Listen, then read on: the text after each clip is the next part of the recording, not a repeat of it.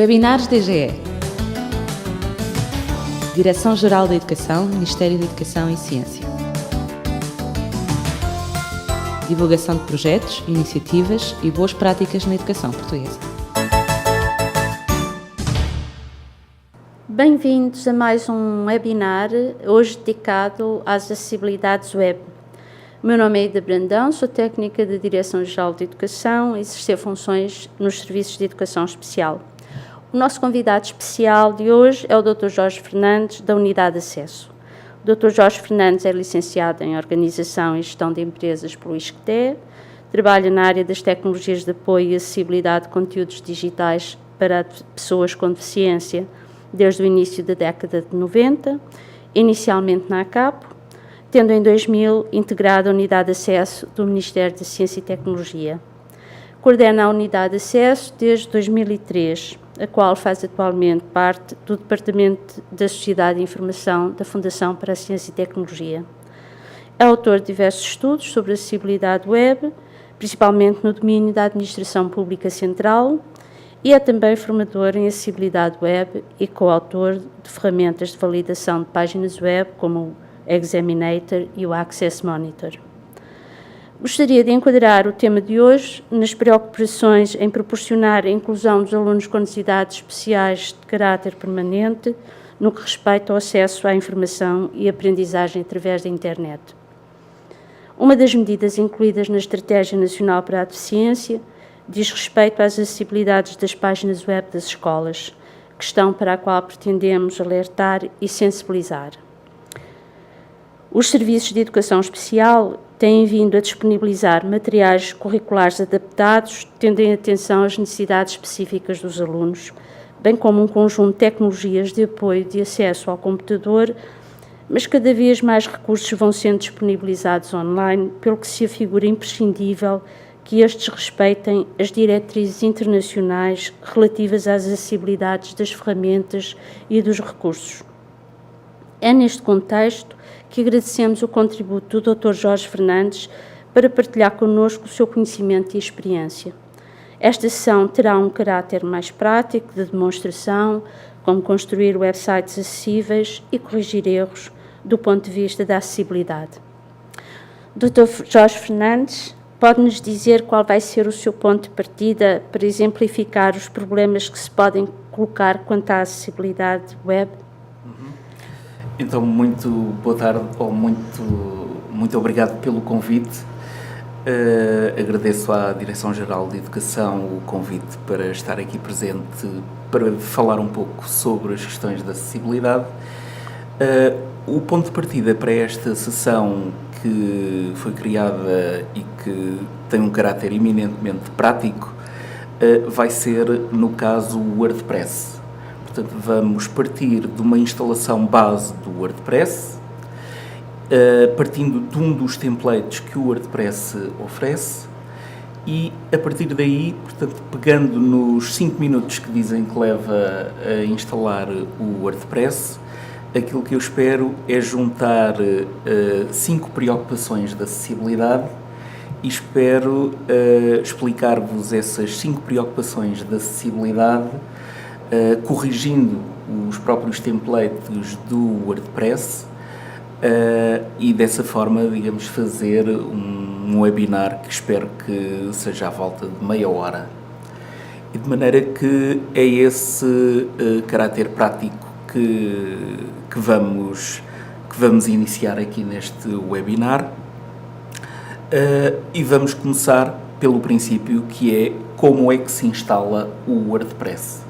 Ou seja, por um lado, quais são as ferramentas que vamos precisar para instalar o WordPress, e depois vamos partir mesmo para uma instalação do mesmo, de forma a que possam perceber como funciona o WordPress e como é que ele trata as questões de acessibilidade. Vamos, neste caso, eu tenho inclusivamente no final deste webinar será fornecido depois uma espécie de tutorial em texto, de forma com os diversos passos que nós vamos aqui dar, e poderão depois seguir esse mesmo tutorial em papel, de forma a conduzir, digamos, as vossas construções a partir de um template original deste gestor de conteúdos. Portanto, uma das coisas que vamos precisar é do pacote do WordPress, que encontramos num site em versão portuguesa, que é, neste caso, o pt.wordpress.org. Lá encontra-se a última versão do pacote em versão portuguesa, que é a versão 2.5.1. Vou aqui, inclusivamente, entrar dentro do site do WordPress para terem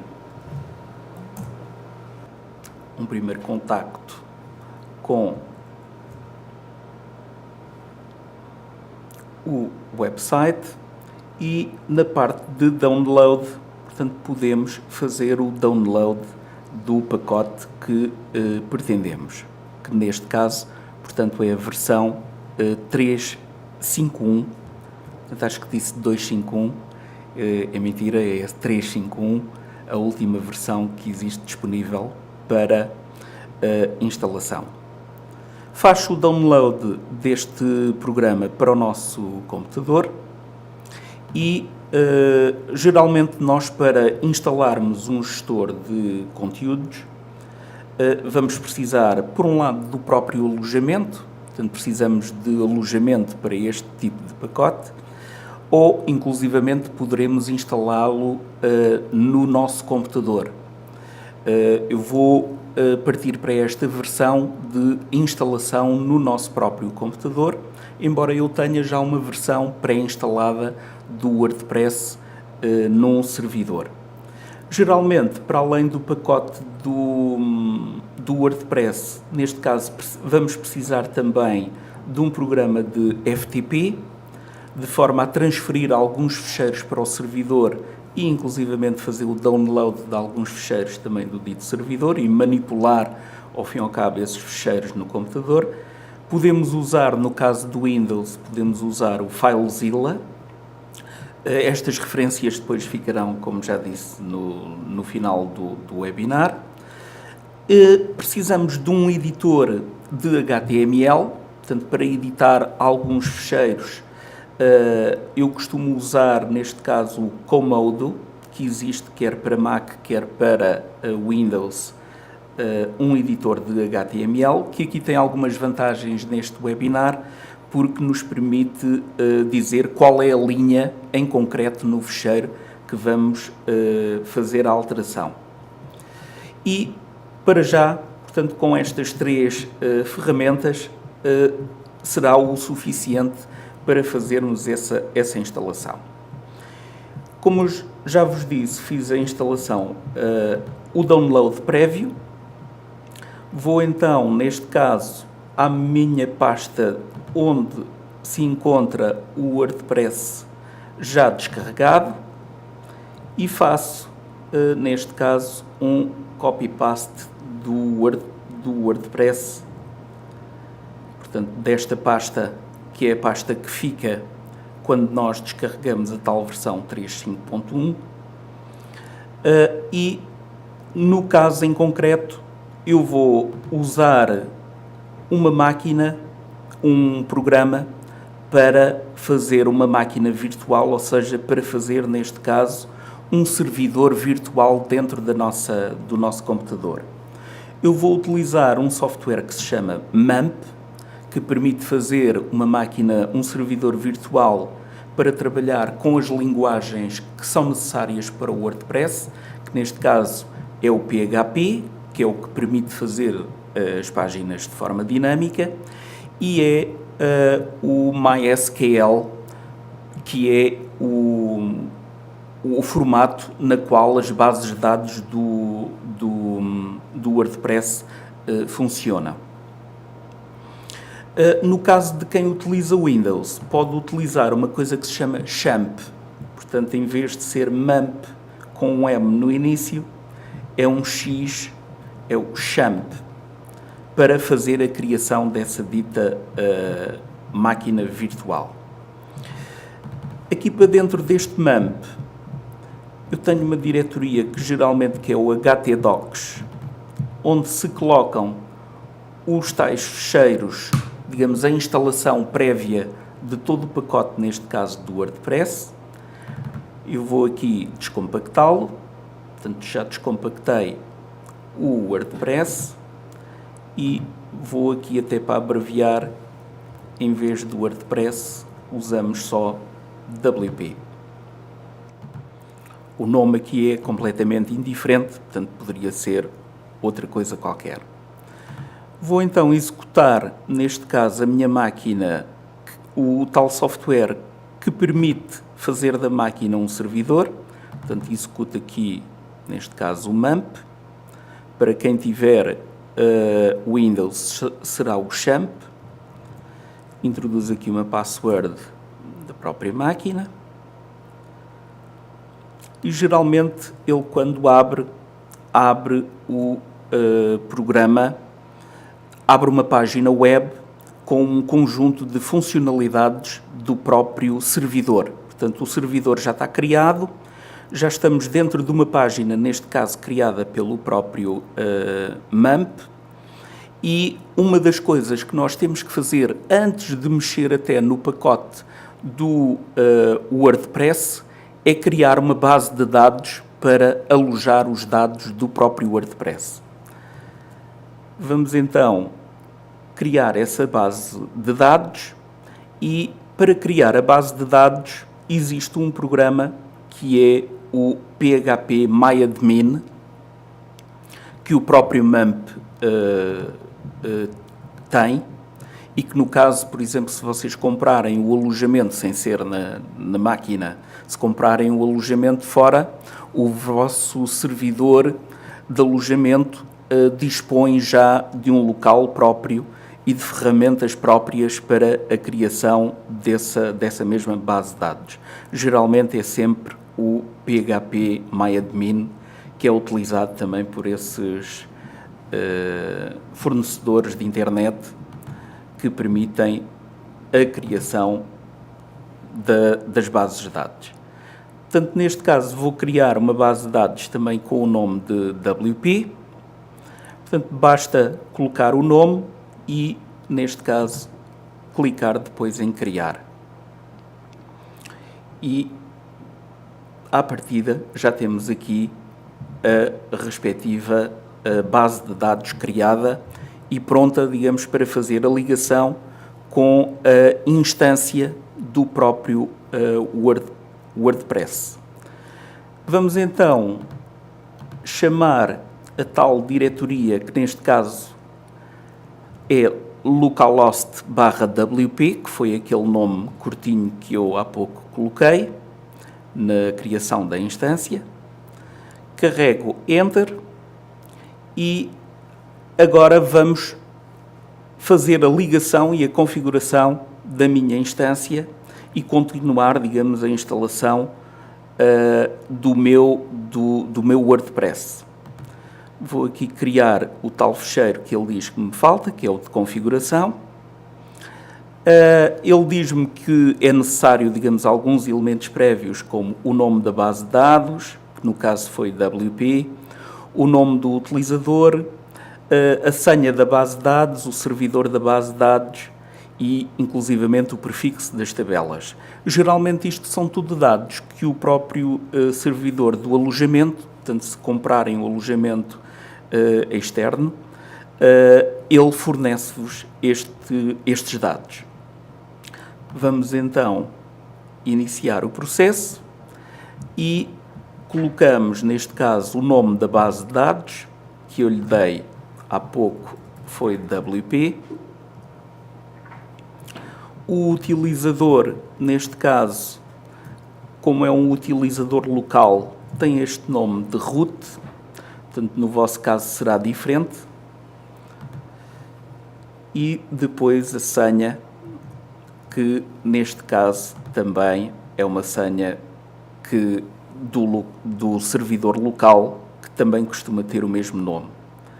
Tem aqui o próprio nome do servidor de onde está a base de dados e o tal prefixo, que isto significa que quando a base de dados é usada por mais do que um gestor de conteúdos, é necessário um prefixo para a base de dados, portanto, neste caso é WP_.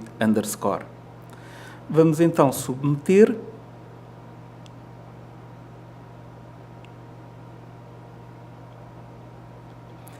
E, neste caso, já fizemos a ligação da base de dados à respectiva instância e vamos agora aqui carregar no botão instalar para que o WordPress finalize a instalação. Aparece-nos já aqui o ecrã de boas-vindas do próprio WordPress. A instalação, neste caso, já está concluída. E, neste caso em concreto, se nós entrarmos, podemos aqui colocar um endereço de e-mail. É sempre bom colocar um endereço de e-mail para qualquer coisa que exista com o nosso servidor. Fica automaticamente, ele remete a informação para este e-mail. Neste caso estou a introduzir o meu próprio e-mail. Portanto, qualquer dúvida que vocês tenham, podem usá-lo. Vou aqui carregar no botão instalar o WordPress.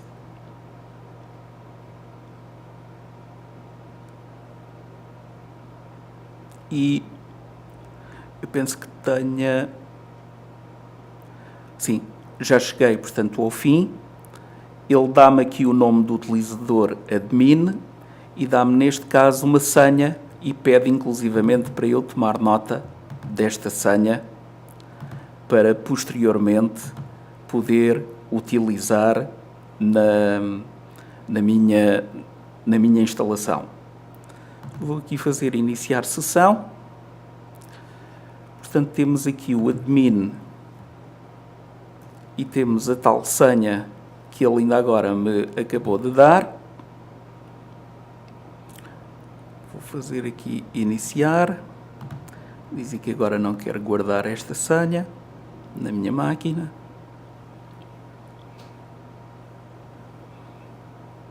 E ele diz-me que estou a usar a senha gerada automaticamente. Sim, eu sei. E ficamos, neste caso, com a instalação já está concluída. Portanto, eu estou, neste caso, no back-office do próprio WordPress. Se nós quisermos ver o front-office do mesmo, portanto, a parte que está virada para o público, se fizermos aqui só WP, teremos, neste caso, já o WordPress instalado.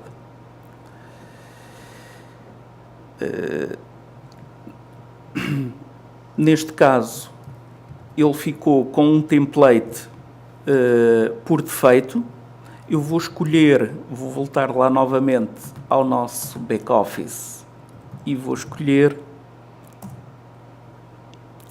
um outro template do qual vamos partir, que é o 2010. Aqui iniciar outra vez a sessão. Era a tal senha estranha. Vamos aqui iniciar. Vou dizer que sim. Então, uma das primeiras coisas que se tem que fazer no WordPress é escolher o dito template, que foi o que eu não fiz há pouco, e daí ter aparecido aquele template bastante branco. No caso, vamos aqui a apresentações e vamos escolher o 2010, que neste caso é este que aqui se encontra. Vou aqui ativá-lo. Estamos já com o 2010 ativado. Nesta primeira parte do webinar terminamos então a instalação e a configuração do WordPress. Na segunda parte do webinar vamos ver quais são os problemas de acessibilidade e como resolvê-los. Agradecemos então a colaboração do Dr. Jorge Fernandes. Portanto, este webinar terá continuação em breve. E esperamos que tenha tido uma utilidade prática e ajude as escolas a fazer as instalações e configurações.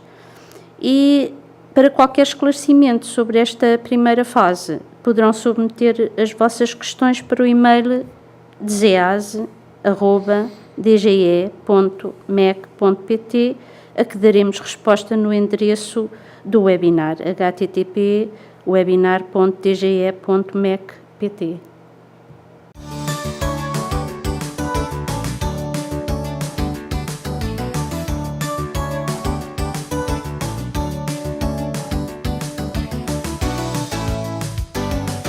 Webinars DGE. Direção-Geral da Educação, Ministério da Educação e Ciência. Divulgação de projetos, iniciativas e boas práticas na educação portuguesa.